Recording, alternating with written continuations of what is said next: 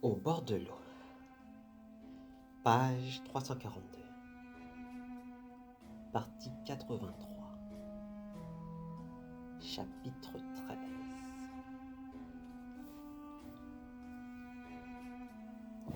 L'histoire nous mène maintenant au Shandong, dans la sous-préfecture de Yunsheng, de la juridiction de Jisou, où un nouveau préfet venait de prendre ses fonctions. Note.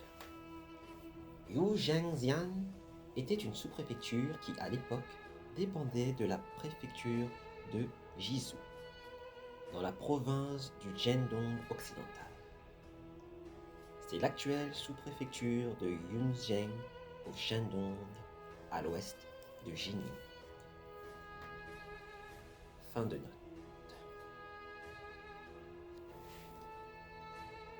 L'histoire nous mène maintenant au Shandong, dans la sous-préfecture de Yansheng, de la juridiction de Jisou, où un nouveau préfet venait de prendre ses fonctions.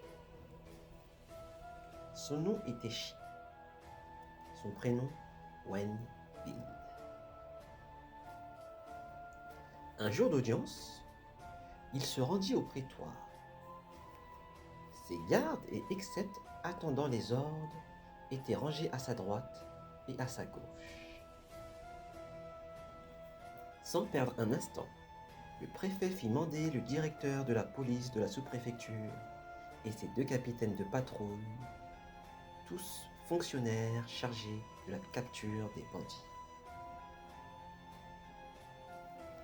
Dans cette sous-préfecture, il y avait en effet, sous les ordres du directeur de la police, 2 capitaines, l'un appelé capitaine de l'infanterie, l'autre appelé capitaine de la cavalerie.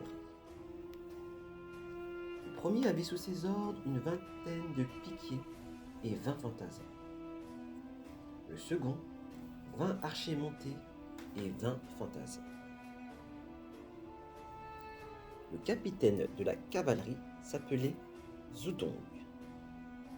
Taille colossale de 8 pieds et 4 ou 5 pouces. Moustache de tigre. Barbe de 15 pouces. Face semblable à un gros double jujubé. Yeux brillants comme des astres. Bref, il avait tout du fameux Guan Yu Cheng. Ajoutons que dans toute la région, il était connu sous le sobriquet de Sieur à la belle barbe. À l'origine, c'était un riche propriétaire de l'endroit. Mais comme il était féru de justice et insoucieux des richesses, il s'était lié avec les braves qui errent parmi les rivières et les lacs, et avait appris à la perfection tous les arts martiaux. Quant au capitaine de l'infanterie, il s'appelait Li Heng.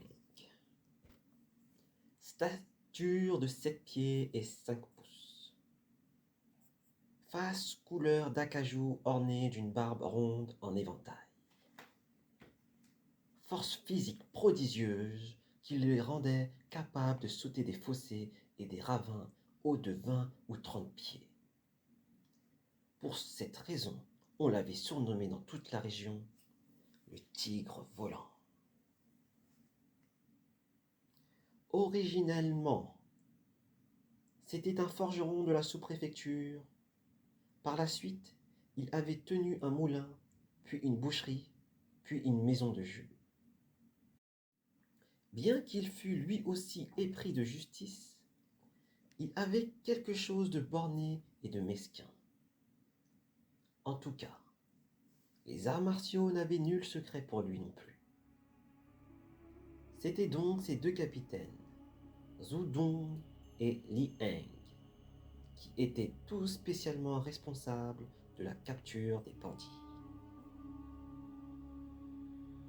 Ce jour-là, le préfet les convoqua tous 2 au prétoire. Après les salutations d'usage, Ils attendirent les instructions. Le préfet leur dit: Depuis que j'ai pris ici mes fonctions, il m'est revenu aux oreilles que dans les parages lacustres des monts Liang, dépendant de la juridiction de Jizou, il y avait une bande de brigands de grand chemin qui, réunis en troupes pillardes, tenaient en échec les armées gouvernementales. Je crains d'ailleurs de les voir attaquer et mettre à sac tous les bourges et villages de la région,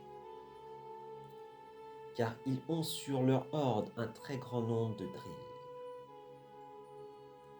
C'est pourquoi je vous ai fait appeler aujourd'hui tous les deux. Il faut que, sans crainte, peine ni fatigue, vous preniez avec les hommes des milices locales et que l'un de vous sorte tant par la porte de l'ouest et l'autre par la porte de l'est, vous alliez patrouiller chacun de votre côté. Si jamais vous tombez sur un bandit, capturez-le et amenez-le ici. Mais veillez à ne pas semer le trouble parmi les populations des campagnes. Je crois savoir qu'au village du torrent de l'Est, sur la montagne, il y a un gros arbre à feuilles rouges, tel qu'on n'en trouve nulle part ailleurs. Vous et vos troupes, vous m'en rapporterez donc quelques feuilles pour me prouver que vous avez poussé vos investigations jusqu'à là. Si vous revenez sans feuilles rouges, cela voudrait dire que vous vous êtes moqué de moi. Et soyez sûr que dans ce cas, vous serez puni sans rémission. Les deux capitaines, ayant ainsi reçu les ordres, s'en retournèrent chacun chez soi. Ils firent l'appel des soldats de leur milice, puis partirent séparément en patrouille.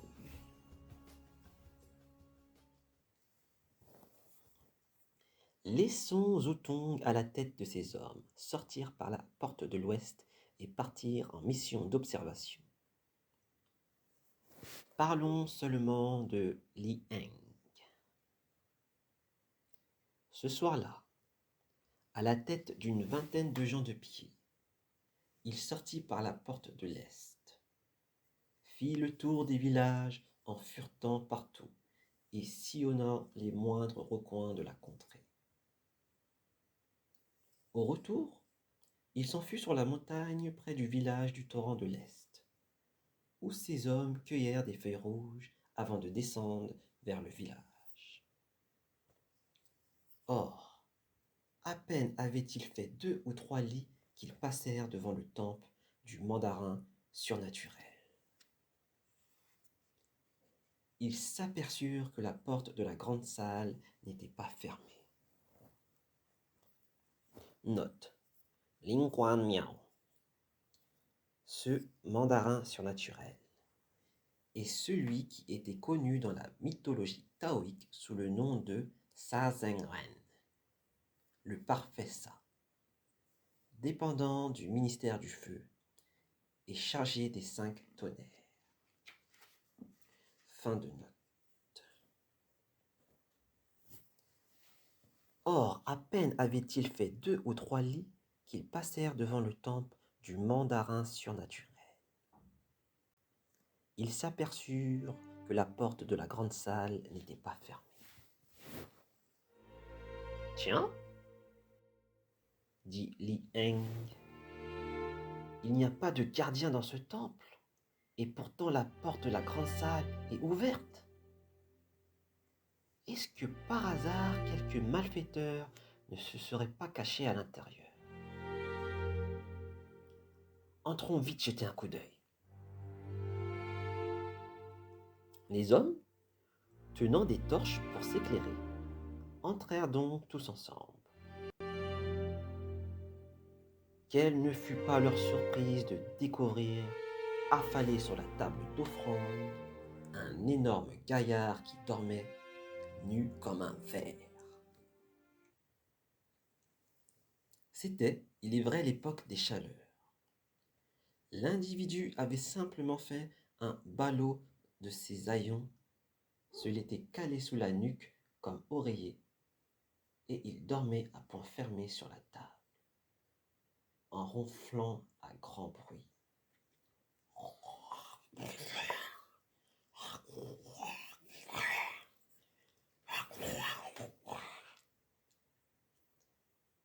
Devant un tel spectacle, Li Heng ne put que dire: Bizarre, bizarre.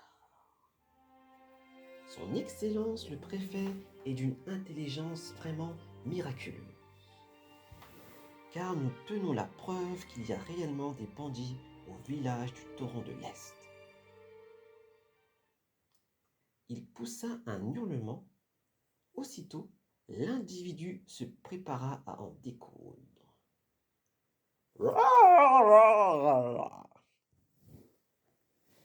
Mais les 20 fantassins se jetèrent sur lui, tous à la fois, le ligotèrent avec une corde et l'emmenèrent sous la bonne garde hors du temple, pour aller trouver le garant du village. S'il n'était pas allé là, bien des choses eussent été différentes. Mais ils y allèrent, et, près du torrent de l'Est, sont réunis enfin de braves fils de Han.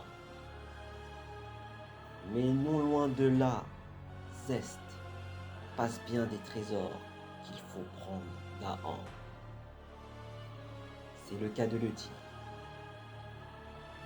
Les astres célestes, cette fois, se rassemblent. Les astres terrestres se retrouvent ensemble. Finalement, où donc Li Heng, le tigre volant, emmenait-il le gaillard qu'il venait de capturer? Que le lecteur curieux soit rassuré. On va bientôt le lui narrer.